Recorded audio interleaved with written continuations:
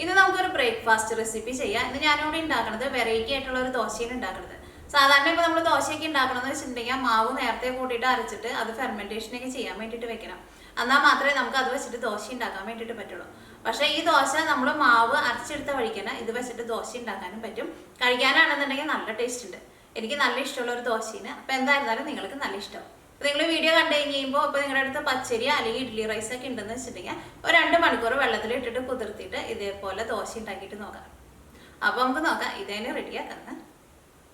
പിന്നെ ഞാൻ കഴിഞ്ഞ ദിവസം ആപ്പിൾ ഫാമിൻ്റെ ഒരു വീഡിയോ ഞാൻ ഇട്ടിട്ടുണ്ടായിരുന്നു. അപ്പോൾ നിങ്ങൾ 2-3 ചോദ്യങ്ങളൊക്കെ എൻ്റെ അടുത്ത് മെയിനായിട്ട് ചോദിച്ചിട്ടുണ്ടായിരുന്നു.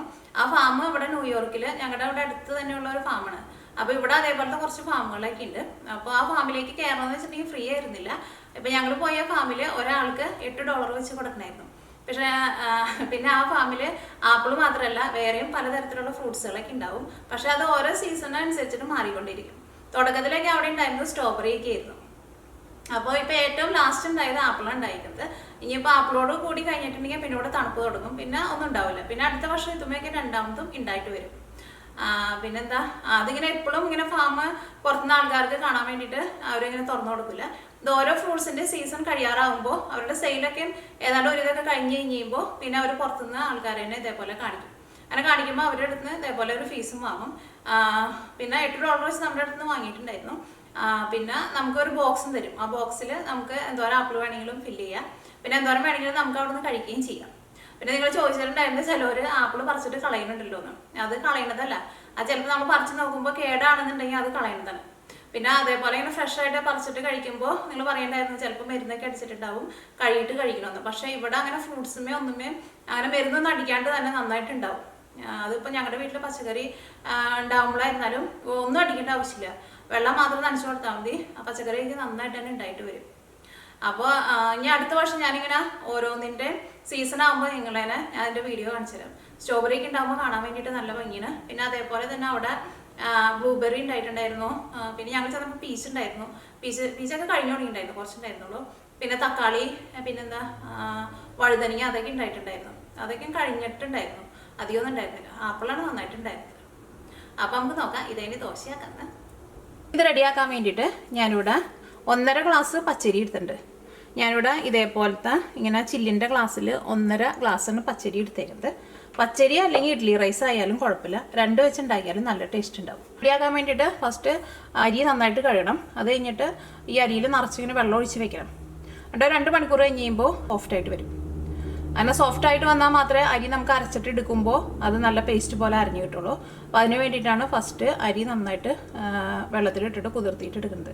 പിന്നെ കുതിർത്തിയിട്ട് എടുക്കുമ്പോൾ ഒരു കാര്യം പ്രത്യേകം ശ്രദ്ധിക്കണം, കൂടുതൽ നേരമൊന്നും വെള്ളത്തിലിട്ടിട്ട് കുതിർത്തേണ്ട ആവശ്യമില്ല.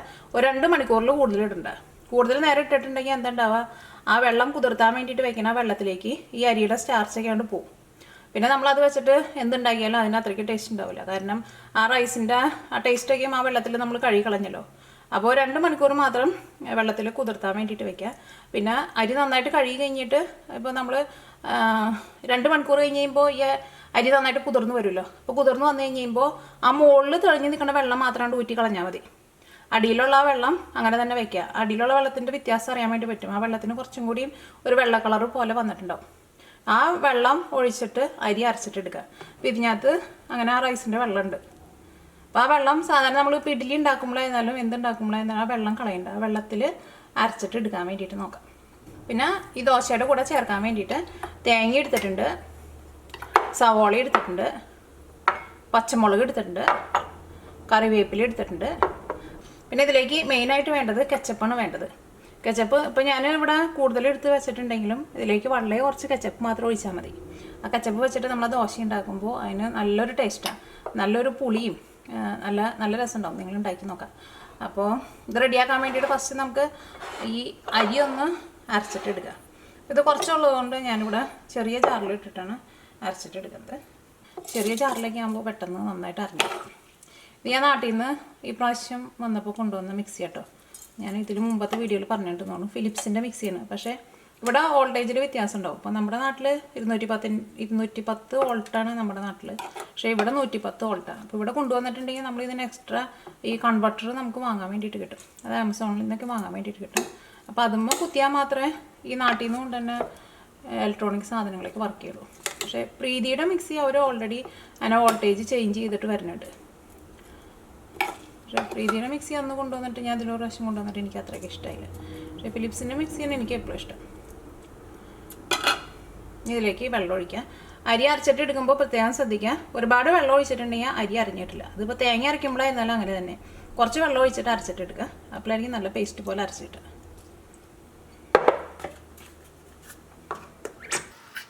വേറൊരു പാത്രത്തിലേക്ക് പകർത്ത്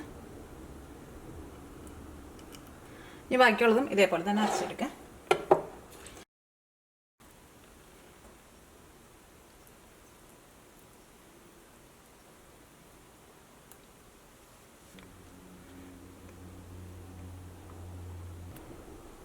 പരി ഇതേപോലെയാണ് അരച്ചെടുത്തിട്ടുണ്ട്. ഇതിപ്പോൾ കുറച്ച് തിക്കായിട്ടാണ് ഇരിക്കുന്നത്. ഇതിലേക്ക് നമുക്ക് കുറച്ചും കൂടി വെള്ളമൊന്നും ചേർക്കാം.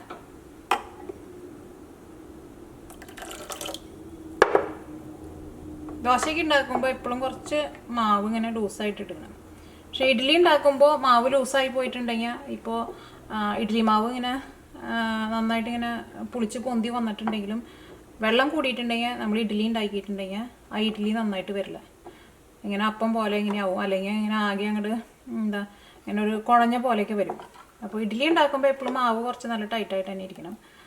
ദോശ ഉണ്ടാക്കുമ്പോൾ മാവ് ഇതേപോലെ ഇങ്ങനെ വെള്ളം പോലെ ഇരിക്കണം. ഇതിലേക്ക് ആവശ്യത്തിന് ഉപ്പ് ചേർക്കാം.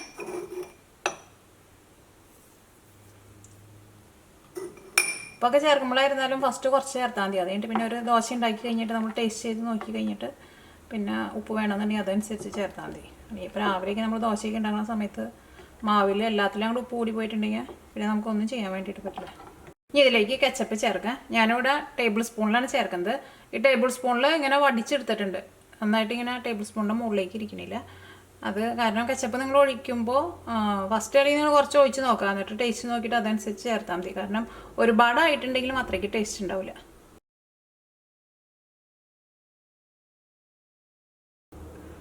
ഇതിലേക്ക് പച്ചമുളക് ചേർക്കാം. പച്ചമുളകൊക്കെ നിങ്ങളുടെ എരിവിനനുസരിച്ചിട്ട് ചേർത്ത് കൊടുക്കുക. കുറച്ച് കറിവേപ്പിലയും ചേർക്കാം.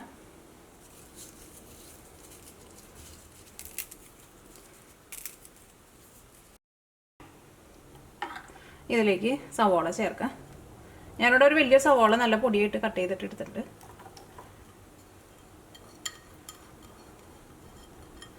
അതും ഇപ്പോൾ സവോളയൊക്കെ ആയിരുന്നാലും കറക്റ്റ് ഇത്രയ്ക്ക് തന്നെ വേണമെന്നില്ല. ഇതിലേക്ക് തേങ്ങ ചേർക്കാം. തേങ്ങ ചേർക്കാണ്ടും ഇതുണ്ടാക്കാം. ഞാൻ തേങ്ങ ചേർക്കാണ്ടും ഉണ്ടാക്കിയിട്ട് നല്ല ടേസ്റ്റ് ഉണ്ടായിരുന്നു. തേങ്ങ ചേർത്തുണ്ടാക്കിയിട്ടും എനിക്കങ്ങനെ ഒരുപാട് അങ്ങനെ വ്യത്യാസമൊന്നുമായിട്ട് തോന്നിയൊന്നുമില്ല. പക്ഷേ ആ തേങ്ങയുടെ ഒക്കെ ഒരു ചെറിയൊരു ടേസ്റ്റൊക്കെ ഉണ്ടായിരുന്നു. അപ്പോൾ ഇപ്പോൾ തേങ്ങ ചേർത്തില്ലെങ്കിലും കുഴപ്പമില്ല. ഇതിലേക്ക് തേങ്ങ ചേർക്കാം. ഞാൻ ഫസ്റ്റ് കാരണം ഞാൻ തേങ്ങ ഇടാണ്ടാണ് ഉണ്ടാക്കി നോക്കിയത്. അപ്പോൾ എനിക്ക് നല്ല ഇഷ്ടമായി. അതിൻ്റെ തേങ്ങ ചേർത്തിട്ട് ഉണ്ടാക്കി. അപ്പോൾ എനിക്ക് ഒരുപാട് അങ്ങനെ വ്യത്യാസമൊന്നുമായിട്ട് തോന്നിയില്ല. കാരണം തേങ്ങ നമ്മൾ കടിക്കുമ്പോഴേക്കും അതിൻ്റെ ഒരു ടേസ്റ്റ് ഉണ്ടാവുമല്ലോ, അത്രയ്ക്കേ ഉള്ളൂ.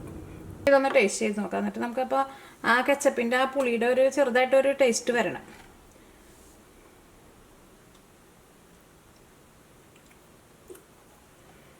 ഇതിനകത്ത് കെച്ചപ്പിൻ്റെ ഒരു പുളിയുടെ ടേസ്റ്റ് കുറച്ചും കൂടി ഒരു കുറവുണ്ട്. അപ്പോൾ ഞാനിതിലേക്ക്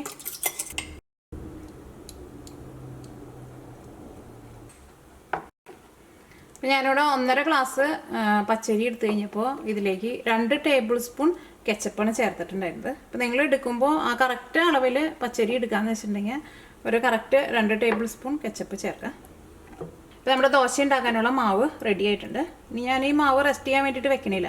ഇനിയിപ്പോൾ നിങ്ങൾക്ക് റെസ്റ്റ് ചെയ്യാൻ വേണ്ടിയിട്ട് വെക്കാൻ സമയം ഉണ്ടെന്ന് വെച്ചിട്ടുണ്ടെങ്കിൽ ഒരു അരമണിക്കൂർ റെസ്റ്റ് ചെയ്യാൻ വെച്ചാലും നല്ലതാണ്.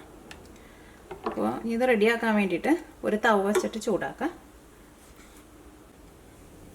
ഇപ്പോൾ ദോശ ഉണ്ടാക്കാനുള്ള ദോശക്കല്ല് നന്നായിട്ട് ചൂടായിട്ടുണ്ട്. ഇത് കുറച്ച് ഓയിൽ ഒഴിച്ചിട്ടൊന്ന് ഇതേപോലെ ഒന്ന് തുടയ്ക്കാം. നിങ്ങൾക്കറിയാലോ, ഇതിപ്പോൾ ഇരുമ്പിൻ്റെ ദോശക്കല്ലാണ്. നോൺ സ്റ്റിക്കിൻ്റെ ആണെന്നുണ്ടെങ്കിൽ ഇങ്ങനെ ഓയിൽ നമ്മൾ തൂത്ത് കൊടുക്കേണ്ട ആവശ്യമില്ല. പിന്നെ പാൻ നന്നായിട്ട് ചൂടായിട്ട് വേണം ഇതിലേക്ക് മാവ് ഒഴിക്കാൻ വേണ്ടിയിട്ട്. അത് നിങ്ങൾ പ്രത്യേകം ശ്രദ്ധിക്കണം. ചൂടാവാന്ന് വെച്ചിട്ടുണ്ടെങ്കിൽ നന്നായിട്ട് തന്നെ ചൂടാവണം. പിന്നെ മാവായിരുന്നാലും ഇതേപോലെ ഇങ്ങനെ കുറച്ചിങ്ങനെ വെള്ളം പോലെ ഇരിക്കാൻ വേണം. ഇതേപോലെ ഇങ്ങനെ കുറച്ച് വെള്ളവും തെളിച്ചു കൊടുത്തു. അത് ദോശക്കല്ല് നന്നായിട്ട് ചൂടായിട്ടുണ്ട്.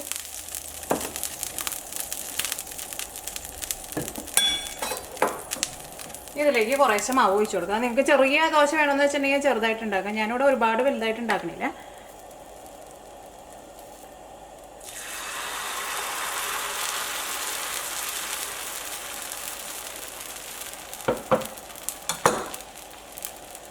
ഞങ്ങളുടെ സൈഡിൽ കൂടെ കുറച്ച് ഓയിൽ ഒഴിച്ച് കൊടുക്കുന്നുണ്ട്. അപ്പോഴായിരിക്കും ദോശ നന്നായിട്ട് ഇങ്ങനെ മുരിഞ്ഞ് വരാം.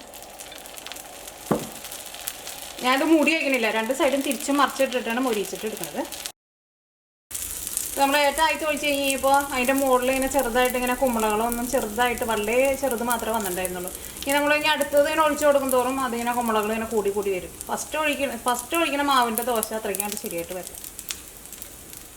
അത് ഫസ്റ്റ് ഒഴിക്കുന്ന ദോശ നിങ്ങൾ ടേസ്റ്റ് ചെയ്യാൻ വേണ്ടിയിട്ട് എടുക്കുക. അപ്പോൾ നിങ്ങൾക്ക് അതിനകത്ത് ഉപ്പ് എന്തെങ്കിലുമൊക്കെ കുറവുണ്ടെങ്കിൽ അതനുസരിച്ചിട്ട് പിന്നെ രണ്ടാമത് ദോശ ഉണ്ടാക്കുമ്പോൾ ചേർത്ത് കൊടുക്കും.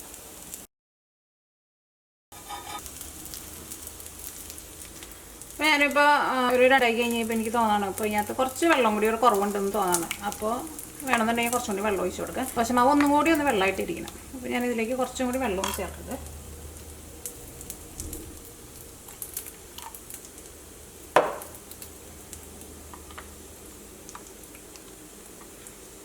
കുറച്ച് വെള്ളം പോലെ ഇരുന്നാലാണ് അത് നല്ല ഇങ്ങനെ കൊമ്മള പോലെ വരാം. ഈ ദോശ റെഡി ആയിട്ടുണ്ട്. ഇത് മാറ്റി വയ്ക്കാം. ഞാനിപ്പോൾ രണ്ടാമത് വെള്ളം ചേർത്തിട്ടുള്ള ദോശയാണ് ഇനിയിപ്പോൾ ഉണ്ടാക്കാൻ വേണ്ടിയിട്ട് പോണത്. അപ്പോൾ ഞാനത് രണ്ടാമത് കച്ചപ്പ് ചേർത്തിട്ടുണ്ടായിരുന്നില്ല. കച്ചപ്പൊക്കെ കറക്റ്റ് പാകമായിരുന്നു. പക്ഷെ ഉപ്പ് ഞാനൊരു പൊടിക്കും കൂടിയും ചേർത്തിട്ടുണ്ടായിരുന്നു. ഈ മാവ് ഒന്നുകൂടി ഇങ്ങനെ ഒന്നുകൂടി വെള്ളം പോലെ ആയിട്ടുണ്ട്. കണ്ടോ?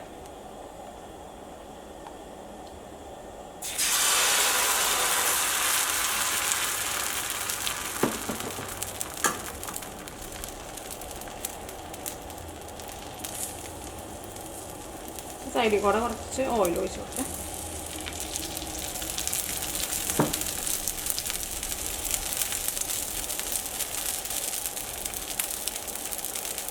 ഞാനിവിടെ തീ നന്നായിട്ട് കൂട്ടി തന്നെയാണ് വെച്ചേക്കുന്നത്. ഈ ദോശക്കല്ലൊക്കെ ആകുമ്പോൾ തീ അത്യാവശ്യം നന്നായിട്ട് കൂട്ടി തന്നെ എപ്പോഴും വയ്ക്കുക. നോൺ സ്റ്റിക്കൊക്കെ ആകുമ്പോൾ നിങ്ങൾ അതനുസരിച്ചിട്ട് തീ അഡ്ജസ്റ്റ് ചെയ്ത് വെക്കണം. ദോശക്കല്ലൊക്കെ ദോശ ഉണ്ടാക്കിയിട്ട് എടുക്കുമ്പോൾ നിങ്ങൾക്ക് അറിയാമല്ലോ, കുറച്ചും കൂടി നോൺ സ്റ്റിക്കിൽ ഉണ്ടാക്കുന്നതിനേക്കാളും കുറച്ചും കൂടി നല്ല ടേസ്റ്റ് ഉണ്ടാവും. അത് അതേപോലെ തന്നെ തിരിച്ച് മറിച്ചിട്ടിട്ട് നന്നായിട്ട് മുരിച്ചിട്ട് എടുക്കുക. അപ്പോൾ നിങ്ങൾ ഫസ്റ്റ് ഒരെണ്ണം ഉണ്ടാക്കി കഴിഞ്ഞ് കഴിയുമ്പോൾ ടേസ്റ്റ് ചെയ്ത് നോക്കുക. അപ്പോൾ നിങ്ങൾക്ക് തോന്നാണ് ആ കെച്ചപ്പിൻ്റെ ടേസ്റ്റ് ഒന്നും കൂടി വേണമെന്ന് വെച്ചിട്ടുണ്ടെങ്കിൽ അതനുസരിച്ചിട്ട് ചേർക്കുക. പിന്നെ മാവ് മിക്സ് ചെയ്തിട്ട് എടുക്കുമ്പോൾ അത്യാവശ്യം നല്ല വെള്ളം പോലെ ഇരിക്കണം. അപ്പോൾ ഒരെണ്ണം ഉണ്ടാക്കി കഴിഞ്ഞ് കഴിയുമ്പോൾ പിന്നെ ഇപ്പോൾ നിങ്ങൾക്ക് മനസ്സിലാക്കാൻ വേണ്ടിയിട്ട് പറ്റും. അങ്ങനെ കോരി ഒഴിക്കുമ്പോൾ ജസ്റ്റ് ഒന്ന് പരന്ന് പോകണം. അതനുസരിച്ചിട്ട് അത്രയ്ക്ക് ലൂസായിട്ട് ഇരിക്കണം മാവ്.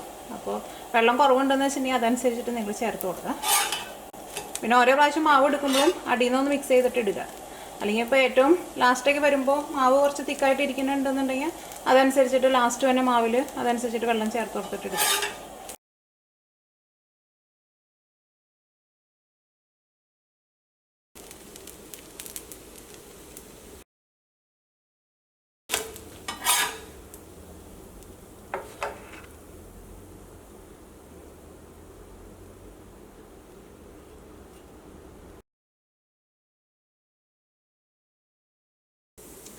ഇപ്പോൾ നമ്മുടെ ഈസി ആയിട്ടുള്ള ദോശ റെഡി ആയിട്ടുണ്ട്. ഇത് ചട്നി കൂട്ടിയിട്ടോ അല്ലെങ്കിൽ ഇത് നന്നായിട്ട് ഇങ്ങനെ കുറച്ച് ഓയിൽ ഒഴിച്ചിട്ട് മൊരിച്ചിട്ട് എടുത്തിട്ടുണ്ടെങ്കിൽ വെറുതെ കഴിക്കാനാണെങ്കിലും നല്ല ടേസ്റ്റ് ഉണ്ട്. ഈ ദോശ റെഡിയാക്കാൻ വേണ്ടിയിട്ട് ഞാൻ 1.5 ഗ്ലാസ് പച്ചരിയാണ് എടുത്തത്. പച്ചരി ആയിരുന്നാലും കുഴപ്പമില്ല, ഇഡ്ലി റൈസ് ആയിരുന്നാലും കുഴപ്പമില്ല. ഫസ്റ്റ് പച്ചരി നന്നായിട്ട് കഴുകിയിട്ട് ഒരു 2 മണിക്കൂർ വെള്ളത്തിൽ കുതിർത്താൻ വേണ്ടിയിട്ട് വെച്ചു.